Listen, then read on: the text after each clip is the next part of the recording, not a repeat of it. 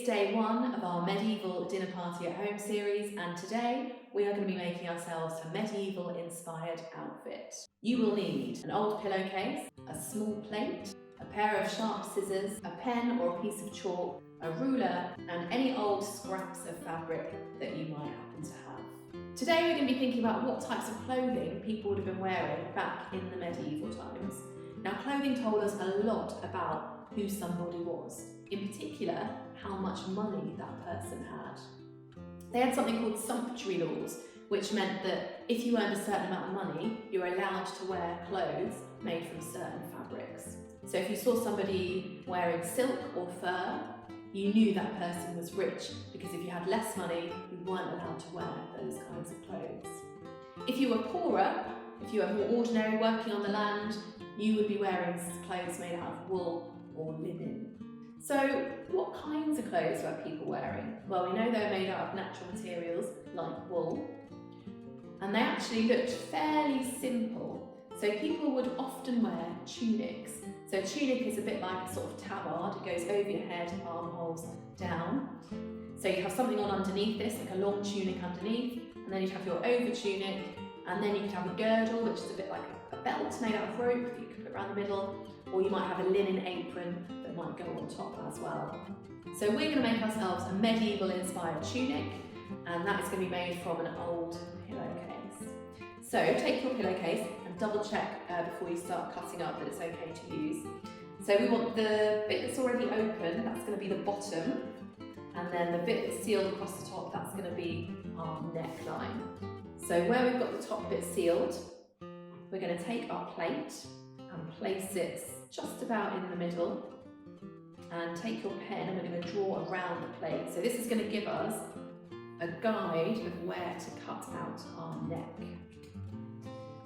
So we've got the top there like that, and then we're also going to need to make some armholes. So we're going to mark the space for our arms, and we're going to start at the top, and we're going to mark 20 centimetres down. So all I'm going to do is go from the very top, and when it gets to 20, make a little mark on that side, and I'm going to do the same on this side, 20 centimetres, a little mark there so I know where to cut. Now take your scissors, and we're going to cut around our neckline, nice and carefully. You might need an adult just to help with this bit, especially if you've got really sharp scissors like I have. Let's go all the way around. You could also use a piece of chalk if you don't have a pen. And then we're going to cut out our armholes.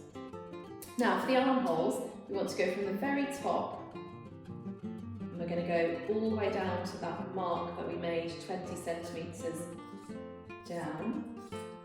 And we don't want to cut very much off, so it's just it's kind of a straight cut down there. And then when we get to our mark, come off. So then we've got a nice armhole there. You might have a few extra little bits, you can just give that a chop as well. So that is pretty much our tunic. I've got one that I've cut the other arm off here, one I did earlier.